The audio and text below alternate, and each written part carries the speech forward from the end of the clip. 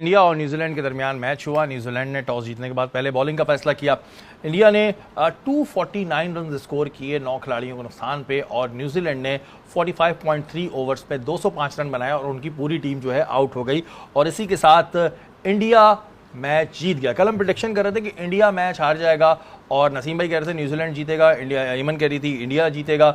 नसीम भाई, आज के मैच में मुझे लग रहा था दोनों टीमें हारने के इरादे से ही आई हुई थी, लेकिन न्यूजीलैंड बाजी ले गया। देखिए, कुछ टीमों का ट्रैक रिकॉर्ड होता है, जैसे ऑस्ट्रेलिया का ट्रैक रिकॉर्ड है बड़े मैचों की बड़ी टीम, गो कि उनके 3 मेन फास्ट बॉलर नहीं है, लेकिन इसके बावजूद भी ऑस्ट्रेलिया का जो ट्रैक रिकॉर्ड है वो बताता है कि बड़े मैचों में जब भी वो आए वो किल करके चले गए। साउथ अफ्रीका का रिकॉर्ड ये बताता है कि बड़े मैचों में जब भी आए वो चोक कर गए, वो बड़े मैचों में परफॉर्म नहीं कर सके। तो मेरे ख्याल है दोनों टीमों के माइंडसेट में ये बात होगी, और शायद दोनों टीमें ऑस्ट्रेलिया से नहीं खेलना चाहती। इसकी साइंस क्या है? मतलब पहले बैटिंग की साइंस, थोड़ी सी साइंस बताएं मुझे, साइंस जानना चाह रहा हूं मैं। देखिए, अगर कोई टीम जीतना नहीं चाहती, मिसाल के तौर पे, तो मैं ये समझता हूं कि आउट होना आसान होता है बजाय रन्स बनाने के। बिल्कुल। मैं विकेट तो दे सकता हूं, मेरे लिए मैं ये कह के 100 बनाऊंगा ये बहुत मुश्किल पॉसिबल नहीं है। पॉसिबल भी होता है, लेकिन मैं कह के 100 बनाना कोई गारंटी नहीं है। लेकिन मैं कह के 10 रन में आउट होऊंगा, ये मेरे हाथ में, रन आउट हो जाऊंगा। हाँ, ये मेरे हाथ में कंट्रोल है, ये वाला। क्योंकि मैं वहां पे बड़ा सरप्राइज रह गया कि जब टॉस जीतने के बाद केन विलियमसन ने कहा कि Rohit come on bat pad करो, तो वो बड़ी एक हैरानकुन फैसला था। मैं फिर कह रहा हूँ कि साउथ अफ्रीका की टीम अगर ऑन पेपर देखें या अगर आप उनकी बॉलिंग डिपार्टमेंट को मिला लें तो ऑस्ट्रेलिया से ज्यादा तगड़ी है। लेकिन ट्रैक रिकॉर्ड बताए, देखिए ना, 2023 वर्ल्ड कप हम यहीं बैठ के ट्रांसमिशन कर रहे थे, सारे मैचेस इंडिया जीत गया, फाइनल में जाके ऑस्ट्रेलिया ने धो दिया। अच्छा, धो भी दिया। मुझे लग रहा है कल मेरी बातों को ना बहुत ज्यादा सीरियस ले लिया दोनों टीमों में कप्तान ने, लेकिन बहरहाल टॉस जो है बड़ी इंपॉर्टेंट चीज होता है। नसीम भाई ने साइंस बताई ना कि साइंस क्या है, क्योंकि 205 पे नसीम भाई उन्होंने कहा ठीक है तुमने 249 की ना, हम 205 पे बाहर हो गए। देखिए, ब्रेसवेल का इतना ज्यादा ऑफ स्टंप के बाहर गेंद लगी थी कि, और केन विलियमसन जैसा experience contender non striker end पे खड़ा हुआ है, ऐसा एक्सपीरियंस बैटर, और उनके पास रिव्यू बाकी है। ब्रेसवेल उनका वाहिद मैन बैटर रह गया है, उन्होंने कहा नहीं तुम आउट हो, तुम जाओ। और वो गेंद ऑफ स्टंप से खासी बाहर थी, अगर देखा हो तो मेरे ख्याल है जो ऑफ स्टंप का स्टंप है ना, उससे भी इतनी बाहर गेंद जाके लग रही है। तो ये तो वैसे भी कोई बैट, हमारा तो शाहिनशाह अफरीदी बिल्कुल सीधी लग रही हो तो वो रिव्यू ले लेता है, तो आप छोड़े। यहाँ पर तो हमारा प्लेयर बगैर सोचे समझे हुए रिव्यू ले लेता है, लेकिन मुझे ऐसा लगा कि ये सोचे समझे के तहत उन्होंने रिव्यू नहीं लिया। और देखिए, केन विलियमसन अपनी बारी को लेके सिर्फ वो चलते रहे, 81 रन उन्होंने किए। वो एक की बैटर है उनके, जो बारी को लेके चलना जानते हैं।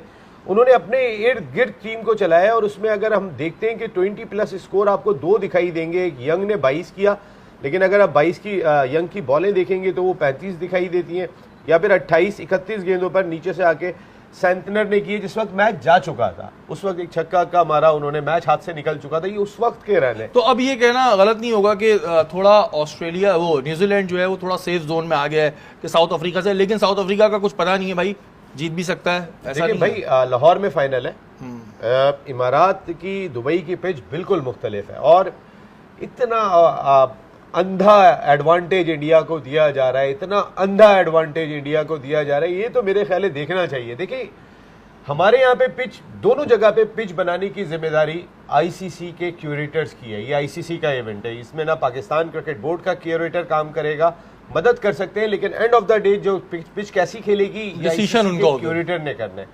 ये इमारात में भी वही है, लेकिन इमारात में आप देखें कि इंडिया ने जो मंसूबे बनाए उसी तरीके की पिच भी बन रही है। आज आप देखें कि नीतीश राणा जिस तरीके की वो बॉलिंग कर रहे थे, आज उन्होंने नीतीश राणा को भी बाहर बिठा के वरुण को शामिल कर लिया, एक और स्पिनर शामिल कर लिया। उन्हें पता था न्यूजीलैंड से मैच है, और कंडीशन अगर आप स्पिनिंग की देखेंगे तो फिर इतनी गेंद ग्रिप कर रही है कि आपको नजर ही नहीं आएगा कि जो पाकिस्तान की कंडीशन में इस तरीके की। अच्छा, ये बात तो ज़ाहिर है सभी को पता है कि इंडिया के लिए कुछ एक्स्ट्रा फेवर किए जाते हैं, और इसी तरह के फेवर ले लेके इंडिया जीती रहती है। इसी तरह के फेवर लेके अगर टाइटल लेके खुश हो रहे हैं तो ठीक है, ले लें 3-4 टाइटल और मुझसे भी ले जाएगा घर पे पड़े में 5 स्पिनर, कोई मजाक कर रहे हैं। ये कोई बड़ी बात नहीं। एमन, आप क्या कहेंगी आज के मैच के बारे में? कल मुझे लग रहा है इंडिया वाले या तो ये परेशान हो गए होंगे, उनके कैप्टन ने कहा होगा यार इसने तो बता दिया पहले ही।